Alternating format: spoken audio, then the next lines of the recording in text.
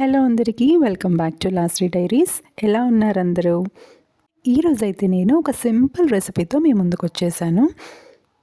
జనరల్గా గుత్తి వంకాయ కర్రీ అయితే మీ అందరికీ తెలుసు కదా, అందరూ ప్రిపేర్ చేసుకుంటూ ఉంటారు. సో ఇందులో మనం ఎలాంటి మసాలాస్ కూడా యూజ్ చేయకుండా గుత్తి వంకాయ కర్రీ అయితే ప్రిపేర్ చేసుకోబోతున్నాం. సో ఈ రెసిపీకి కావాల్సిన పదార్థాలు ఏంటో ఎలా ప్రిపేర్ చేసుకోవాలో చూసేద్దాం. ముందుగా కొద్దిగా దీనికైతే మనకు ఆనియన్స్ ఎక్కువగానే పడతాయి. సో ముందుగా మనం ఆనియన్స్ అయితే కట్ చేసి పెట్టుకోవాలి.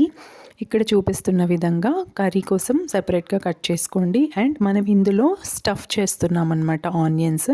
సో మనకి కొద్దిగా ఆనియన్స్ అయితే ఎక్కువగానే పడతాయి. సో ఇలా చిన్న చిన్న పీసెస్లో ఆనియన్స్ కట్ చేసుకున్న తర్వాత అందులో కొద్దిగా పసుపు, ఉప్పు, కారం, మసాలా అండ్ అల్లం వెల్లుల్లి పేస్ట్ ఇవన్నీ కూడా వేసి ఈ ఆనియన్స్ని బాగా మిక్స్ చేసుకోవాలి. సో ఇది చాలా ఈజీ రెసిపీ, మనకి ఇంగ్రీడియంట్స్ కూడా ఎక్కువ అసలు అవసరమే లేదు. సో ఈ విధంగా మిక్స్ చేసుకున్న తర్వాత వీటిని కాసేపు పక్కన పెట్టేసుకుందాం.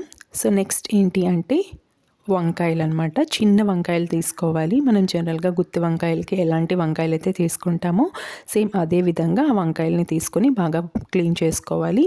క్లీన్ చేసుకున్న తర్వాత ఈ విధంగా కట్ చేసుకోవాలన్నమాట. ఈ విధంగా కట్ చేసుకున్న తర్వాత మనం ఏవైతే ఆనియన్స్ కట్ చేసి పెట్టుకున్నామో ఆ ఆనియన్స్ని ఇందులో స్టఫ్ చేసుకోవాలి.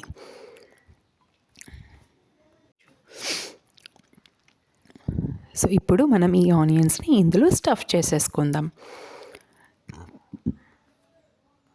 సో కూరలకే రారాజైన వంకాయని ఎలా వండుకున్నా టేస్ట్ అయితే అదిరిపోతుంది కదా. సో ఈ విధంగా మీరు ఒకసారి ట్రై చేయండి, డెఫినెట్గా మీకు కూడా నచ్చుతుంది. అండ్ చాలా ఈజీ ప్రాసెస్ కూడా, చాలా త్వరగా కూడా అయిపోతుంది.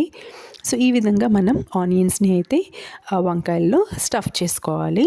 ఇప్పుడు నెక్స్ట్ ప్రాసెస్ వచ్చేసి వీటిని కాసేపు పక్కన పెట్టేద్దాం. ఇప్పుడు మనకి కొద్దిగా ఆనియన్స్ అయితే మిగిలిపోయాయి కదా. సో ఆ ఆనియన్స్ని మనం కూర వండుకునేటప్పుడు అందులో అయితే యూజ్ చేయబోతున్నాం. సో ఇప్పుడు మనం కర్రీ అయితే ప్రిపేర్ చేసేసుకుందాం. జనరల్గా మీరు అన్ని కర్రీస్ ఏ విధంగా అయితే ప్రిపేర్ చేసుకుంటారో సేమ్ అంతా కూడా అదే ప్రాసెస్. సో ఫస్ట్ మనం పోపు పెట్టేసుకుందాం. ఆవాలు, జీలకర్ర, కరివేపాకు, ఆనియన్స్ అన్నీ కూడా వేసి పోపు పెట్టేసుకోవాలి.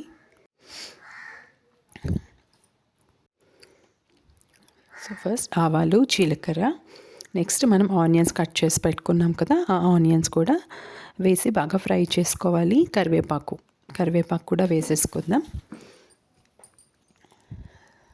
సో ఇది ఇప్పుడు బాగా ఫ్రై చేసుకోవాలి.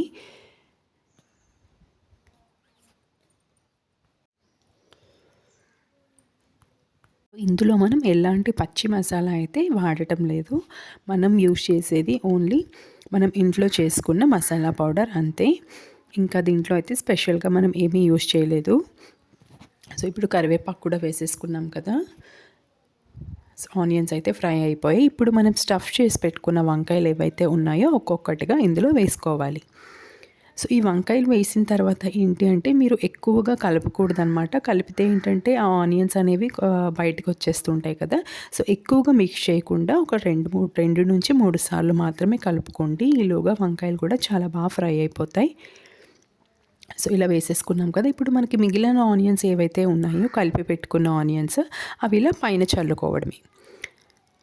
ఇప్పుడు ఇలా పైన చల్లుకున్న తర్వాత దీనికి కాసేపు మనం మూత పెట్టేద్దాం. వాటర్ అయితే చాలా తక్కువగా, ఇప్పుడు నేను మీకు చూపించాను కదా అంతే క్వాంటిటీ వాటర్ అయితే వేసుకోవాలి. చూసేప్పుడు మనకి ఎంత వాటర్ వచ్చేసిందో, మనం వాటర్ అనేది చాలా తక్కువగా వేసుకోవాలి. అంతే, మన కర్రీ రెడీ అయిపోయింది.